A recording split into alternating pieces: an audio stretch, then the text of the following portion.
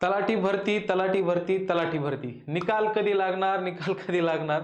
सगळे विद्यार्थी सध्या जे आहेत ना, निकालाची वाट बघायला लागलेत. म्हणजे आता सगळ्या प्रक्रिया आतापर्यंत आपण बघितल्या तर पेपर झाला, पेपर झाल्यानंतर आक्षेप घेतले, आक्षेप घेतल्यानंतर किती 146 प्रश्न त्यांनी मान्य केले. मग नंतर त्यांनी सेकंड रिस्पॉन्स शीट दाखल केली की बाबा जे 146 त्या प्रश्नावर आक्षेप घेतला होता ते आम्हाला मान्य, त्याच्यामध्ये उत्तर बदल केले. पुन्हा आणखी प्रॉब्लेम काय झाला की 146 जे प्रश्न आहेत त्यामधल्या देखील काही प्रश्नावर पुन्हा आक्षेप घेण्यात आला. ठीक आहे, पुन्हा त्यांनी आक्षेप मान्य केला. मग काय केलं की 5 प्रश्नावरचे जे आक्षेप होते ते मान्य केले, उत्तर बदलून दिले.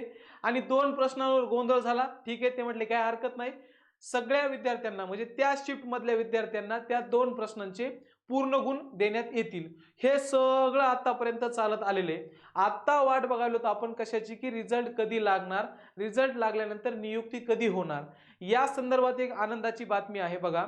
एक न्यूज काय ज्या सरिता नरके आहेत, राज्य समन्वयक आहेत तलाठी भरतीच्या, या बाकी न्यूज मध्ये मी तुम्हाला जे आतापर्यंत सांगितलं ते सगळं काय आहे.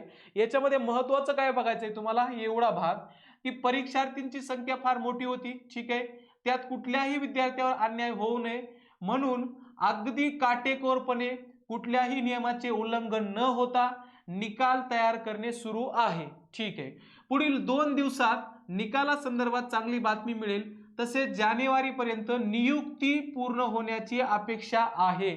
शेवटची लाईन नीट लक्ष देऊन ऐका. जानेवारी पर्यंत नियुक्तीची प्रक्रिया पूर्ण होण्याची अपेक्षा आहे. म्हणजे निकाल फक्त जानेवारीत लागणार नाही, तर निकाल लागल्यानंतर तुमची जी काही नियुक्ती आहे, जी तुमची पोस्टिंग आहे, ती देखील प्रक्रिया जानेवारी मध्येच पूर्ण होणार आहे. आता याला काय मुद्दा आहे बघा की तुम्हाला माहिती आहे की मार्च मध्ये लोकसभा इलेक्शन लागण्याची दाट शक्यता आहे. जर इलेक्शन असतील तर फेब्रुवारी किंवा फेब्रुवारी एंडलाच तुमची आचारसंहिता लागेल. एकदा का आचारसंहिता लागली, इलेक्शन वगैरे, मग याच्यामध्ये 5-6 महिन्याचा काळ नाही म्हटलं तरी निघून जातो. आणि आत्ताच्या सरकारला ही रिस्क बिलकुल घ्यायची नाहीये. जवळजवळ 12 लाख प्लस विद्यार्थ्यांनी फॉर्म भरला होता.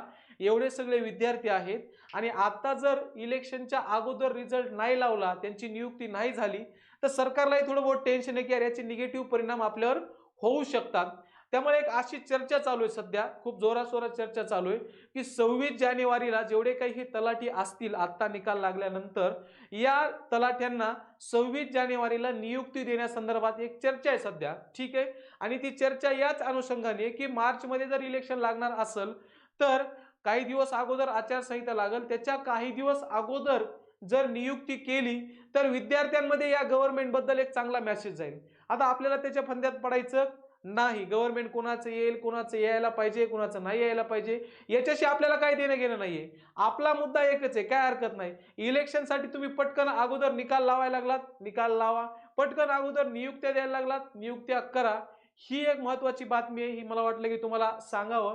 तर एकच मुद्दा आहे की बाबा 26 जानेवारी पर्यंत समजा एक चर्चा चालू आहे, मी चर्चा म्हणतोय, नाही तर पुन्हा म्हणायचं की तुम्हाला कुठून कळलं, 26 जानेवारी पर्यंत नियुक्ती देण्याची एक शक्यता आहे. त्यामुळे जे विद्यार्थी आता एवढे दिवस पेशंट ठेवलेत, ठीक आहे, पहिली रिस्पॉन्स शीट, दुसरी रिस्पॉन्स शीट, पुन्हा दुसऱ्यामध्ये आक्षेप, पुन्हा आणखी मग 9 जानेवारीला आपली केस चालू आहे पेसा संदर्भामध्ये. सगळ्यात महत्वाचा मुद्दा तर तो आहे की 9 जानेवारीला सुप्रीम कोर्टाने जसा रिझल्ट दिला, काय जो देईल, रिझल्ट तयार आहे, नियुक्तीची प्रक्रिया पण एकदम जवळजवळ शेवटच्या टप्प्यात त्यांनी तयारी केलेली आहे. त्यामुळे आता थोडे दिवस फक्त पेशन्स ठेवा आणि लवकरात लवकर आपला निकालही लागेल आणि जानेवारी महिन्यात म्हणजे नवीन वर्षात काहीतरी एक चांगली गुड न्यूज तुम्हाला सगळ्यांना भेटून जाईल.